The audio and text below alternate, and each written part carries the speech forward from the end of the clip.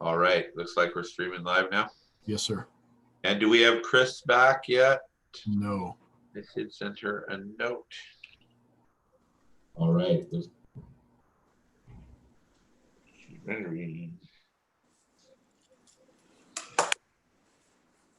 We should have Chris.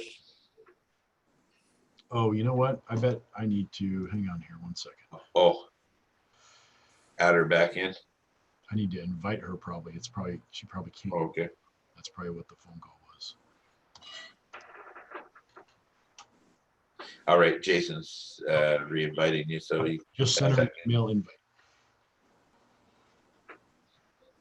All right, come back.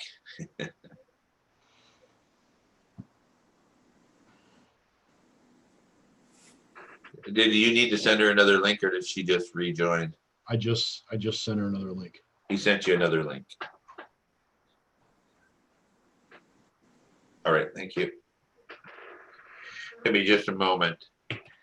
So, all right, well, that was a good executive session we had, and we'll come out of that, and you can show that we came out of that at 1:10, Jason, I believe. Yes, sir. We ran a little bit late, I apologize. As soon as Chris gets back, what I'd like to do is jump back into the discussion. There's Chris, and unmute yourself, Chris, and then you'll be back with us. There you go. So on that note, we did discuss the surplusing of station, I better find that paper, the surplusing of station 11 property located at 3131 Y Road. And in that discussion, I believe that we agreed to come out and have a vote on a possible resolution. Chris, do you have the resolution in front of you? And can you read that resolution to us, please?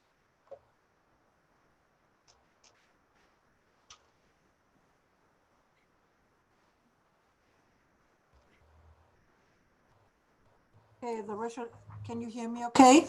Right there, keep talking, point right there. Okay, the resolution of the Board of Commissioners of Whatcom County Fire Protection District 4 declaring property surplus, whereas Y Road Fire Station 11 will no longer be useful to the district and to the citizens of the district, and whereas the fire district is in a position to relocate the services from the existing fire station to a more suitable location. Now therefore, be it hereby resolved by the Board of Commissioners of Whatcom County Fire Protection 4 that the Y Road Fire Station, Station 11, located at 3131 Y Road, Bellingham, Washington, parcel number 38043003933400000, be declared surplus, and that the Board of Commissioners be directed to sell the property in a manner to bring the best value to the fire district. Adopted today. Even though you're quiet, everybody should have had a copy of that in your packets. So you should all been able to see that. And again, it's just, again, a resolution where we'll no longer, Station 11 will no longer be useful to the district, to the citizens of the district, and therefore we'll surplus it. You all have a copy of that.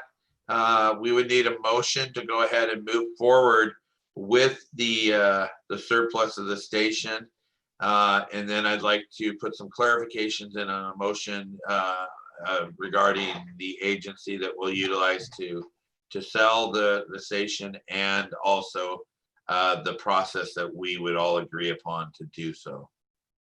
So is there a motion to accept the resolution number, whatever it was again? I'll make the motion. Okay. I'll get it. All right. All right. All in favor or discussion? No discussion, I take it. All in favor? None here. Aye. Aye. Aye. Motion carries, resolution carries, and we'll go ahead and proceed with process to liquidate that as we stated in our resolution. Now, on the next note in that same category, I'd like to make a motion that we we accept John L. Scott and the agent Heather Stevenson to serve as our agent on the surplus for the district as to surplus the station. With the recommendations that she has provided us, which would be to set a minimum of 4 days of listing, having it listed at least 4 days or whatever you would determine. And at the end of those days, we would accept, we would open the offers and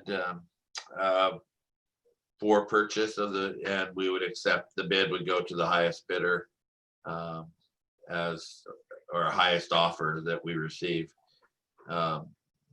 Furthermore, well, I think that's far enough to put it right there. Anybody have a concern with that? None here.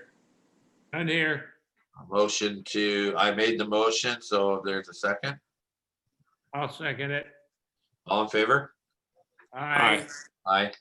Motion carries, and we'll just move forward with that. And, you know, it's going to be interesting to figure out what she finds out, what she tells us. And, you know, that could play a major part in that area. I believe that the rate that she is suggesting at 120,000 would really be nice to see us get something like that. Who knows? Maybe we will, maybe we won't. But we'll just have to wait and see. There have been many recommendations that we just donate that to the community. However, you've got to remember that most all the homes out there are $1 million plus homes, and they probably have their own community clubs right in their own backyards. So on that note, I have no further discussion on any of that. Did we have anything else that we needed to? Are we going to be looking at the future sale of Station 13 as well? Mark, I think that's open to discussion. I really personally sure like to see if that was something that maybe should wait until we do an RFA. I think Commissioner Ansel, as the board chair for District 21, and I are in agreement that it sure be neat to look at the options of that maybe becoming a, you know, a recruit training house, or, you know, a duty shift type of house.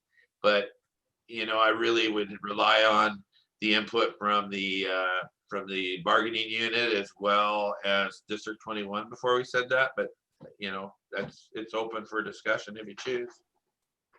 Nope, that's acceptable. Thank you. I was not aware of that. Yeah, and that was discussed so far back. I may be way out there. Commissioner Ansel may have a different thought process on it. I just think that it may be more beneficial for us to leave that option a bit open as part of our RFA planning, and when we get into the planning committee and what the planning committee sees as part of the future, the benefits, or maybe they tell us, why don't you guys get rid of it now? Who knows? I would have to rely on you guys. Well, I have a comment on that. Okay. I think that we must think about a one-time income of the sale of it versus a continual income by renting it. So when it comes to that point to decide what to do, we must think about that, a one-time influx of money or a continuum of money month by month. I think we always have to look at that. And, you know, as I started to talk about and realized I wasn't discussing it in the right places, I think we're remiss if we don't look at, you know, it's in all of our deepest desire to pass an RFA, become one united, and have a lot of this other underlying issues go away as a team of one. But we always have to keep in the back of our mind, if for some reason the voters, with COVID right now, you just don't know what's going to happen, and how people's emotions, the economy, and we have to keep in our mind, even though we don't want to, the fact that if an RFA did not pass, then we are back to square one with our hoping that, District 21 and District 4 could figure out our new ILA contract for services.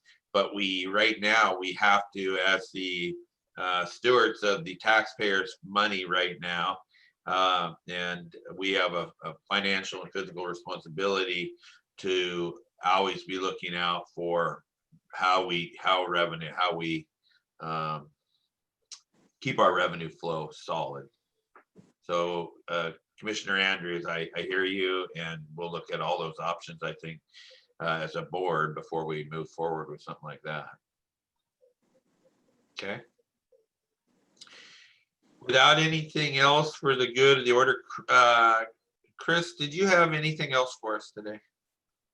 We still have to discuss the fourth quarter contract payment review. Oh, there you go. That is on the border. Sorry, guys, I almost got you out of that one.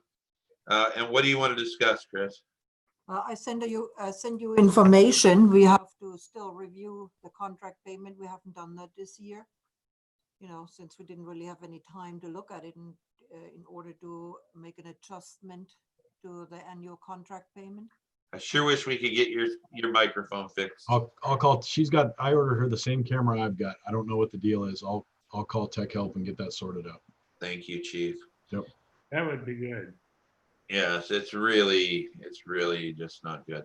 So, so each commissioner received a packet. You should all receive what I did. Chris did a review of what we currently our payments, and in the past we just kind of went as a status 25% or roughly 25% of the District 21's operating budget.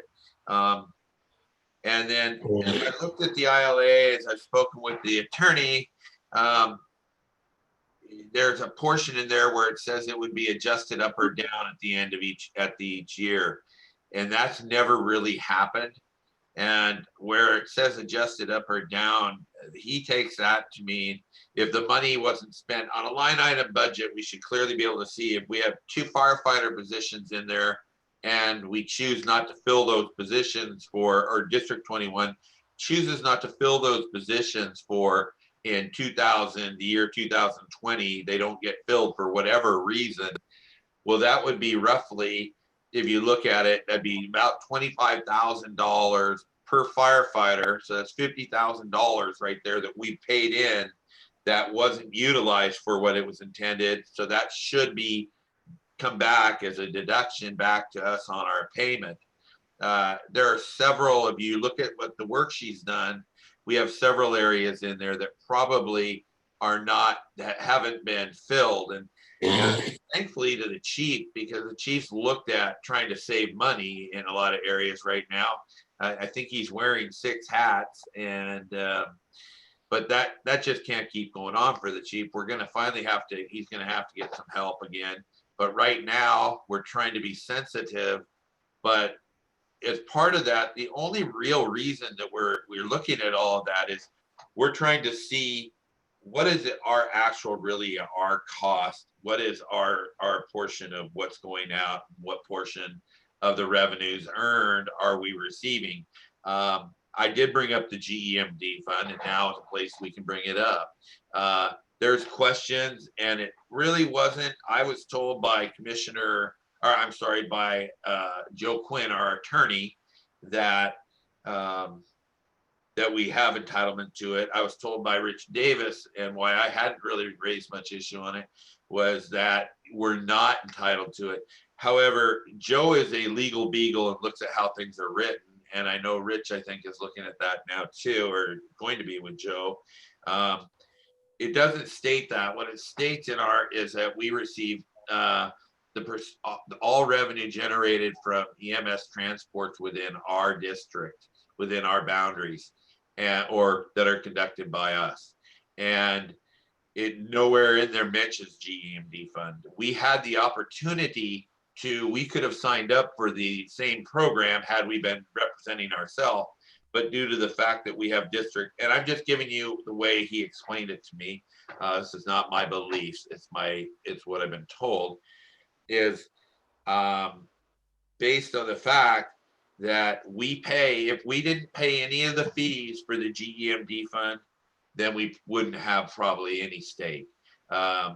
However, though, the language in the ILA clearly states we receive the revenue generated for all EMS transports done within our fund by our district.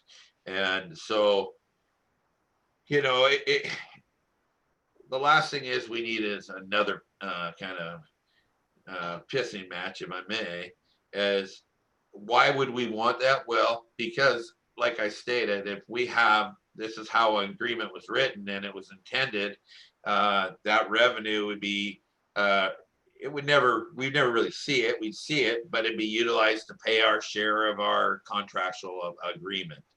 And so we'd have to look at that. So we're going to have a tough question. We're going to have to determine based on our recommendation from Joe Quinn is whether we have him move forward with that, whether we go to mediation on that, or whether we decide to litigate on that. But that has nothing to do with the RFA right now. It's all part of what they asked of the questions that our attorney answered on the ILA, the concerns of the areas that we have there. There's other areas that Chris shared with us.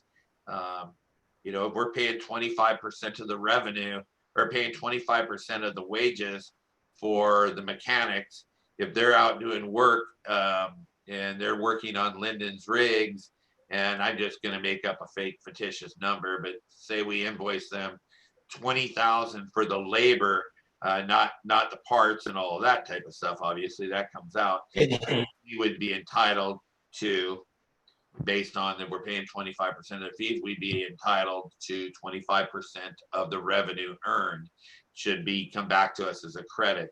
This is the way that our attorney Joe Quinn has explained it. There's other things in there if you guys went through it, but there's such things as the commissioners payments, or is that payment reimbursements for District 21 board. There's absolutely no reason they should pay for any of our fees, our time, just as we wouldn't pay for District 21's commissioners, such as election costs. They didn't pay any of ours, I don't believe, but we did pay a percentage of their election costs. Chief, jump in and help me if I'm, you know, because this is all, I'm just reviewing what we got from the attorney, and any of you that have questions, please ask, or if you have thoughts on it. But I didn't see what Mr. Quinn sent back to you, so I can't really speak to what he said. Yeah. Yeah, We'll get that. He's going to address a letter, I think, where Rich Davis gets it as well, I believe. So, Chris, was there, you have the follow back up from Rich, or I mean, from Joe Quinn? Yes, I do, but it was only addressed to the board, not Right. to share with anybody without, you know, your direction. Right. Well, let's talk to Joe, because, you know, I would think Jason, it would be beneficial for him to be able to know how to answer that. He'd probably need to see that. So let me look at it again. I haven't looked at it. Maybe there's something top secret in there, Jason, that if we told you, we'd have to kill you type of deal. So I think it's important that everything should be transparent on this. We just need to figure out how it's done. And I don't think District 21's board, anybody there was in there when they wrote this that tried to do it to keep money away. It was just, it sounds like from all the research I did, they tried to come up with some acceptable, easy calculating number, and maybe some things weren't considered when we did that, both boards, and Harry was on the other board. So, but that doesn't always mean the first shot's the right, you know, the best way.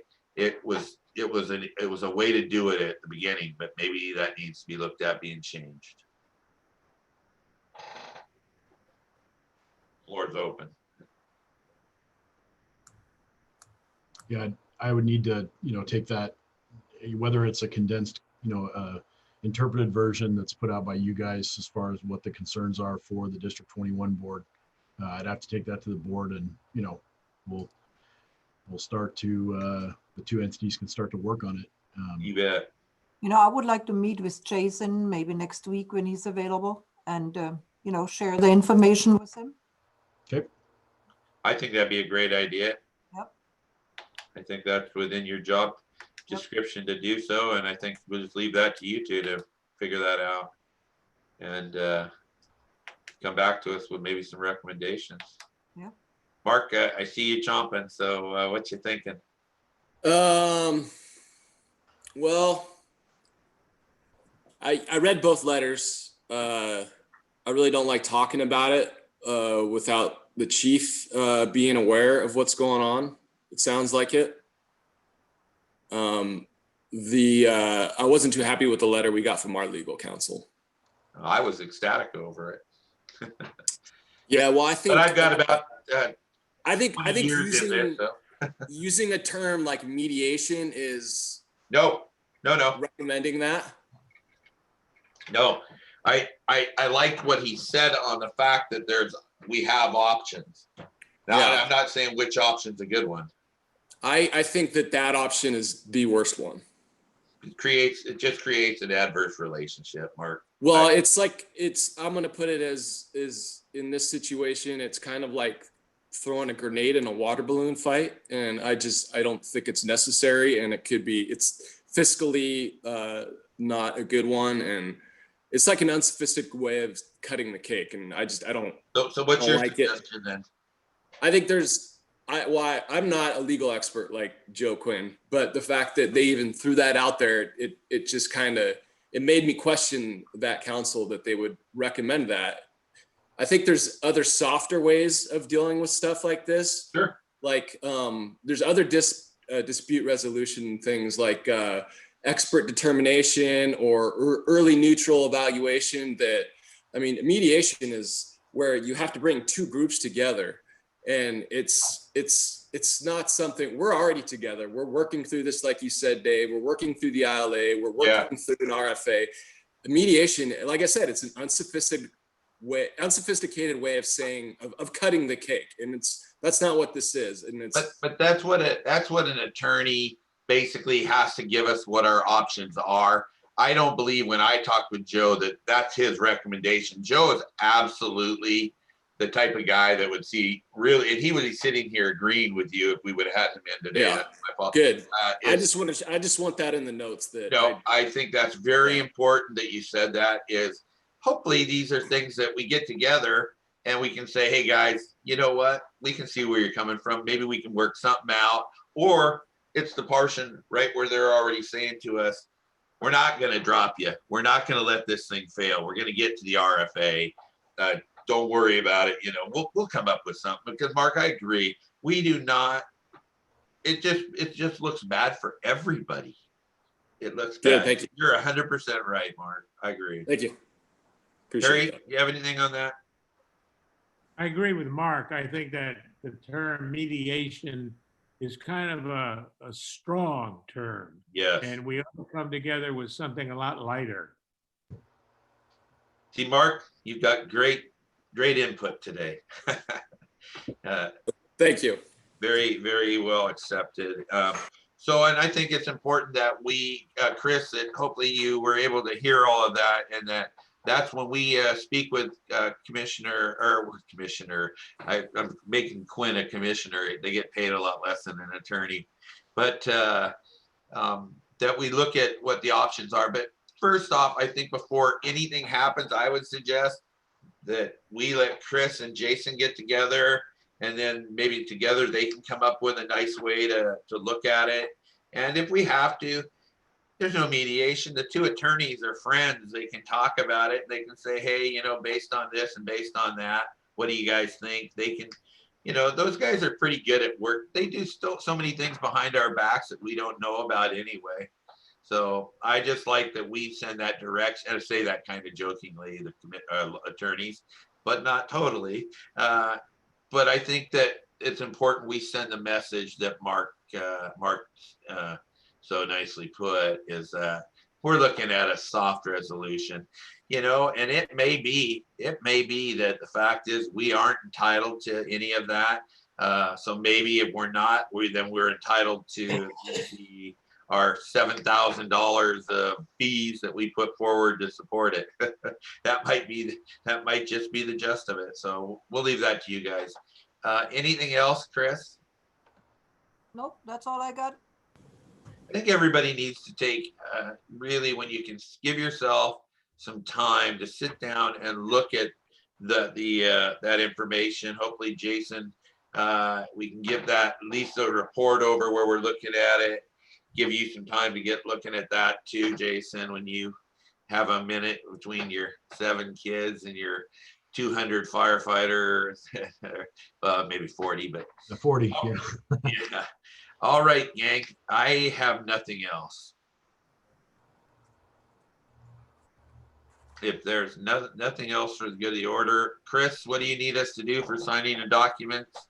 You just have to make the announcement for the next board meeting and then stop by the office.